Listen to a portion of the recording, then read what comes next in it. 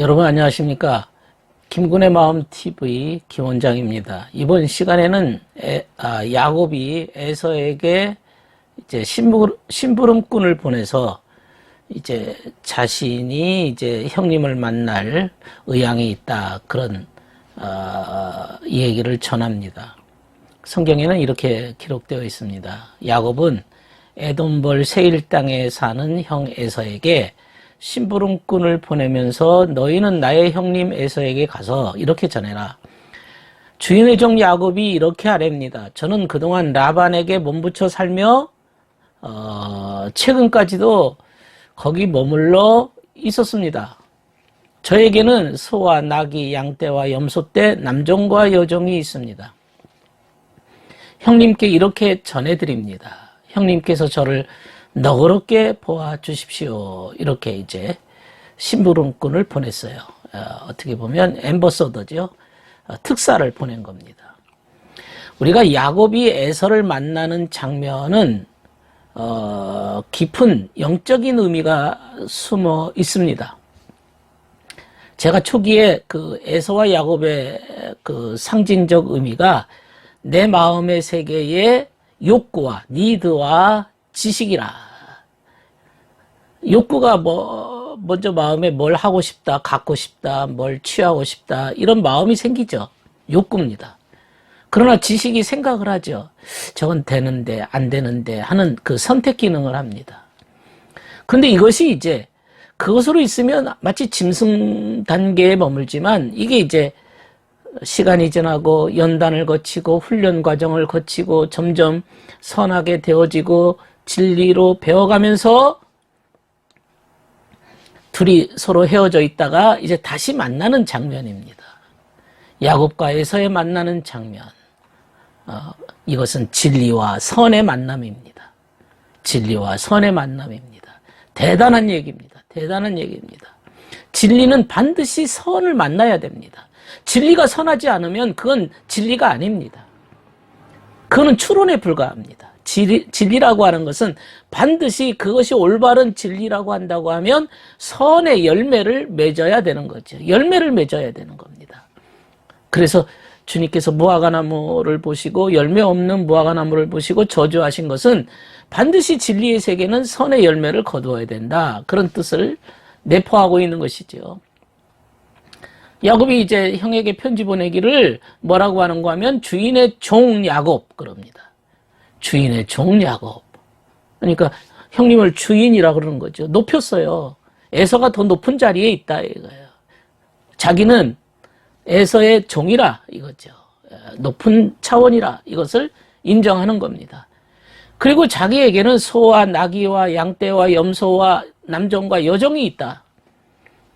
그러니까 이제 에서가 볼 때는, 야, 너 부자구나, 나에게 돈 좀 주겠네, 이런 걸 말하려고 꼬신 거 아닙니다. 이거 이제 잘 들어야 되는데, 자기 수준으로 성경을 봐요. 세상 사람들은 돈이 최고니까. 야곱이가 지금 돈 가지고 형을 어떻게 누그러뜨리려고 유혹하는 거 아니냐. 우리가 결과적으로 형은 지금 죽이려고 온 거 아니잖아요. 결과적으로 끌어안으려고 온 겁니다. 근데 이제 이쪽 편에서 형이 나를 죽이려고 생각한다라고 생각하는 것 뿐이지. 근데 이게요, 소, 나귀, 양떼, 염소, 남종, 여종이 있다고 하는 것은 이게 영적인 의미로 보면 소가 가장 수준이 높은 겁니다. 그 다음에 나귀고요. 그 다음에 양떼, 염소떼, 남종, 여종. 이게 어떤 내가 그동안에 이렇게 살아왔는 그 선한 면에 축적된, 획득된 그런 수준을 말하고 있는 거죠. 나열하고 있는 겁니다. 그리고 야곱은 내 주의 은혜를 입고자 합니다. 이렇게 겸손하게 말합니다. 겸손하게 말합니다. 그런데 원래 그 야곱과 에서를 축복할 때요, 이삭이 에서에게 복을 빌어줄 때 뭐라고 빌어줬는지 아십니까? 너는 아우를 섬길 것이다. 그러나 네가 힘을 기르면 너는 내 목에 씌운 멍에를 부술 것이다. 창세기 27장 40절입니다. 아우를 섬긴다 그랬어요, 형이. 그리고 이제 네가 애쓰면 네 목에 씌운 멍에를 부순다. 그런 얘기죠. 그렇게 복을 빌었습니다. 아우를 섬긴다는 것은 야곱을 상징하는 거죠. 그 야곱을 상징하는 그 동생 자체를 뭐 마치 머슴처럼 이게 아니고요. 야곱의 상징적 의미가 진리 아닙니까? 진리. 진리가 겉보기에는 진리를 높여주는 것처럼 처음에는 진리가 우선이 돼야 되는 거죠. 아직 선이 부족하니까. 우리도 그렇습니다.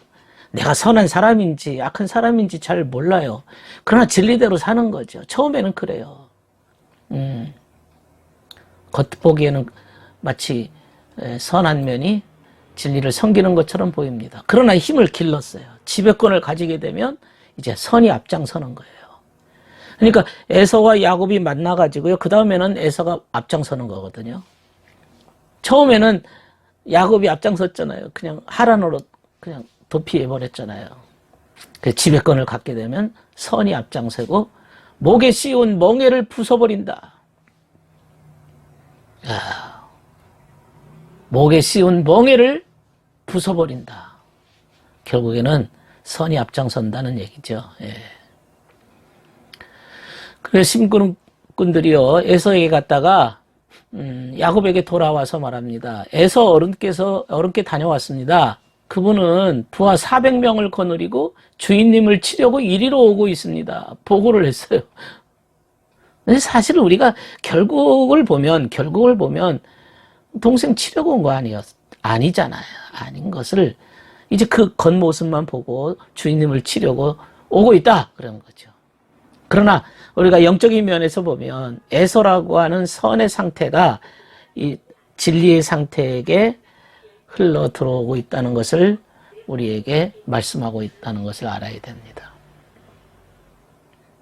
400명의 군인과 함께 온다. 400이라는 숫자는 400, 40년 광야, 40일 금식기도, 40년, 400 이런 고난의 숫자입니다.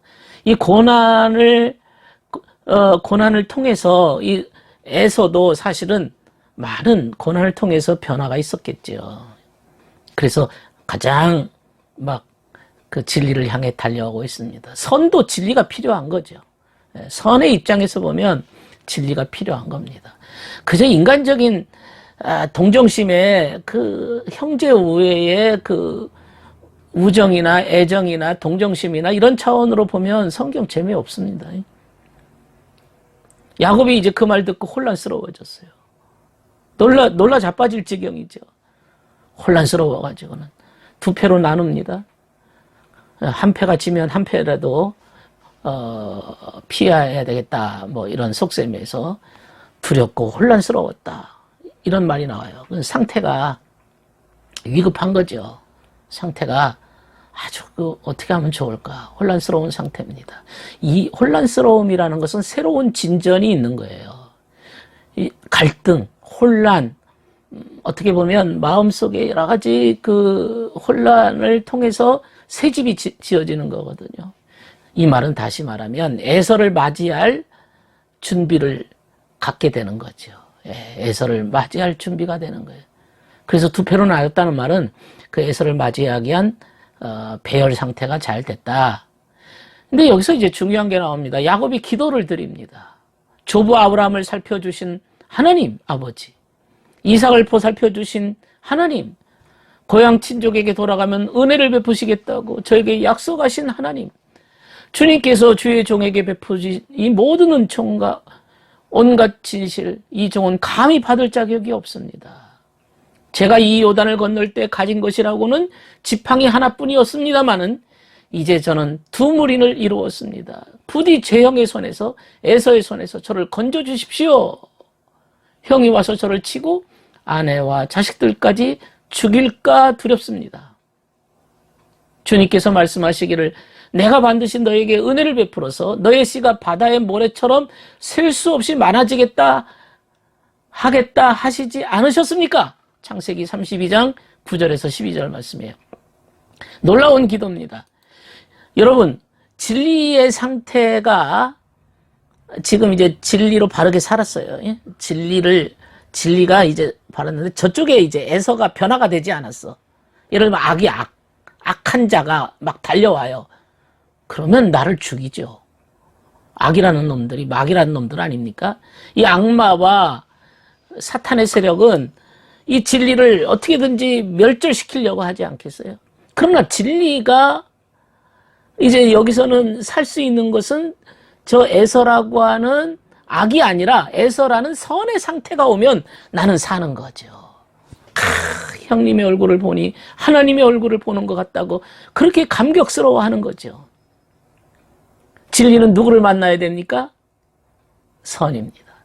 이 야곱이라고 하는 진리 구도자는 처음에는 라반이라고 하는 그 수준의 사람을 만나서 변화되었습니다. 이제는 에서를 만나서 새로운 변화가 또 일어나게 됩니다. 그만큼 주변의 상황이 좋은 선한 열매들이 내게 왔다는 얘기예요. 에서가 이전에 에서로 생각을 했는데 그동안 못 봤으니까 지금 자기가 예전에 에서 그저 욕구에 그저 먹어야만 되고 가져야만 되는 이 욕망 단계의 에서로만 생각했는데 막상 만나보니 달라졌거든요. 선의 열매를 거두었거든요. 선한 사람이거든요. 이제 나하고는 이제 너무 잘 맞는 거예요. 진리는 반드시 선을 만나야 되기 때문에